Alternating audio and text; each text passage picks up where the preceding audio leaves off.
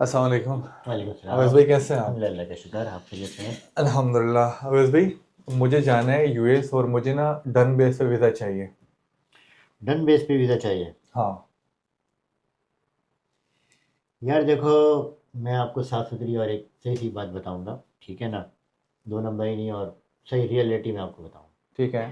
देखिए, done base visa जो है ना, उसकी कोई हकीकत नहीं है। तो ये जो लोग दे रहे हैं, जो मुझे कॉल भी आई थी कि हम आपको डन बेस पे दे सकते हैं, वो क्या है?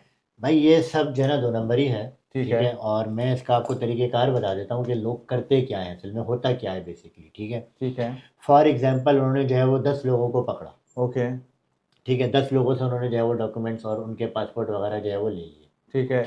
अच्छा, अब वो सबसे ये कहेगा कि जी आपका वीज़ा तो लगेगा कोई 20 लाख में, फॉर एग्जांपल। ठीक है। ठीक है, कोई 20 लाख में, कोई 15 लाख में, कोई 25 लाख में, जिसमें जैसा बंदा पकड़ा जाए। ओके। ठीक है, तो वो आपसे कहेगा कि यार आपने जो है ना, अब उसने 10 बंदे पकड़ लिए हम्म। और 10 बंदों से बात कर ली उसने, भाई 20-20 लाख रुपए में या 25-25 लाख रुपए में। ठीक है। ठीक है, अब आपसे वो कहेगा कि आपने पैसे तो देने वीज़े के बाद।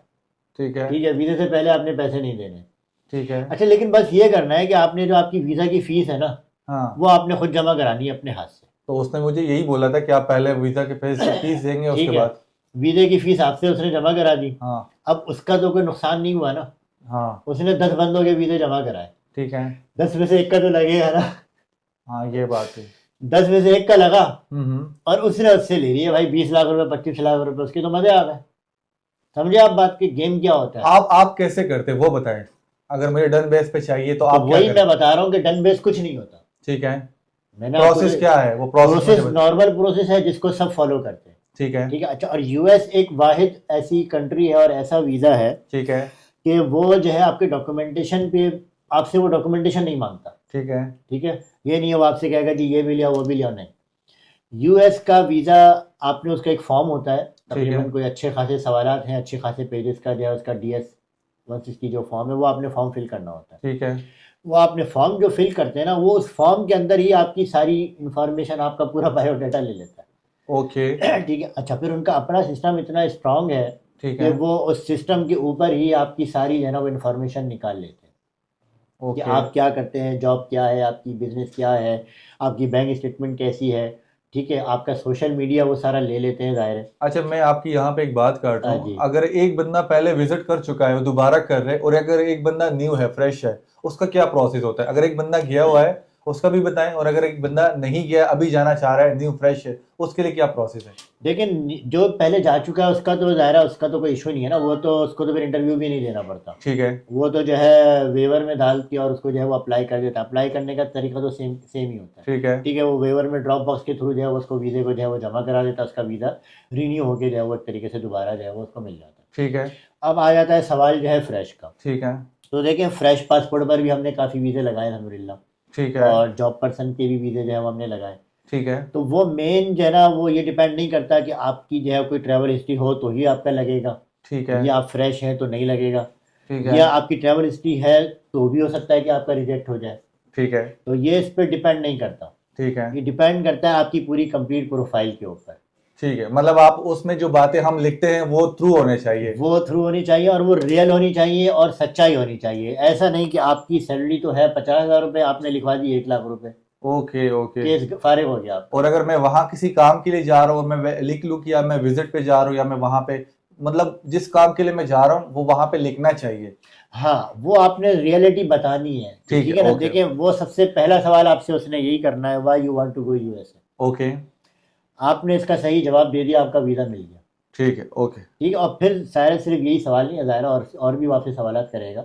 और वो फिर हमारा काम है, ज़ाहिर है, आपकी प्रोफाइल देख के आपको गाइड करना कंप्लीट, कि ठीक भाई है। आपकी प्रोफाइल क्या है। उसके हिसाब से फिर हम आपको पूरा गाइड करेंगे, फिर आपको पूरी इंटरव्यू की जो है वो तैयारी कराएंगे। ये हमारा ज़ाहिर है फिर काम होता है। ठीक हम, है।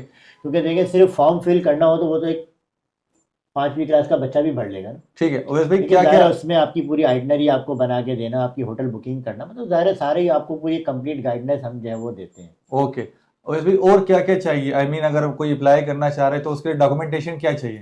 देखिए, हमें डॉक्यूमेंटेशन आपकी कोई नहीं चाहिए, लेकिन मैं आपको उस बंदे को मशवरा ये दूंगा, जो आदमी जिसका ना कोई बिजनेस है ना कोई जॉब है, ठीक है। वो बंदा अप्लाई ना करे। ओके। हाँ, आपका कोई बिजनेस है, या आप कोई जॉब करते हैं, या रिटायर पर्सन है, ठीक है। ज़रूरी नहीं आप कहते हो यार मैं तो रिटायर हूँ और मेरे पास सेविंग है और मैं घूम रहा हूँ, अब मेरे घूमने जाना है, ठीक है। तो वो अप्लाई कर सकता है। लेकिन एक है कि उसके बाद वो कहता है जी ना मेरे पास कोई सेविंग है, ना मैं कोई जॉब कर रहा हूँ, और ना मेरा कोई बिजनेस है, बस वेला बैठा हुआ हूँ घर पे और अमेरिका जा रहा हूँ मैं। ठीक तो है। ठीक है ना, ऐसे बंदे को मैं मशवरा नहीं दूंगा कि वो अप्लाई करे यूएस का वीज़ा। ठीक ठीक है। है, लेकिन आपके पास कोई बिजनेस है, जॉब है, प्रॉपर बैंक स्टेटमेंट वगैरह सब चीज़ें हैं आपकी, तो आप यूएस का वीज़ा अप्लाई करें। और यूएस का वीज़ा बहुत आसान है, और एक ये वैसा वीज़ा है कि आपको लॉन्ग टर्म का वीज़ा मिलता है, 5 साल का आपका वीज़ा होता है। ओके। ठीक है ना, और मल्टीपल एंट्री होता है, और वन टाइम के अंदर आप 6 मंथ्स वहाँ पे जो है वो रह सकते हैं। ओके। ठीक है, और आपको बिलफर्ज वहाँ पे कोई जॉब मिल जाती है तो आप वीज़े को चेंज करा सकते हैं। अच्छा। ओके। लेकिन यह है कि ज़ाहिर है आपके पास चीज़ें सारी होनी चाहिए, आपने रीज़न सही देना है, अपनी तैयारी पूरी करके जानी है, तो ही ठीक है। आपको जो है यूएस का वीज़ा मिलेगा। ठीक है, इसके अलावा मैंने सुना है कि आप लोग बाय रोड भी जाते हैं, वो क्या होता है? बाय रोड भी जाते हैं, लेकिन ज़ाहिर है अभी क्योंकि हमारा मौजू यूएस के वीज़े का ही है, अगर कोई तो बंदा सीज़न बाय है। रोड जाना चाहता है, लाइक अगर जैसे आपने बात की कि एक बंदा घूमना चाह रहा है, अब जाहिर बात है एक बंदे का मेन मकसद होता है घूमना, तो वो बाय रोड भी जा सकते हैं, बाय बाय एयर भी रोड जा यूएस सकते से हैं। जाएगा वो।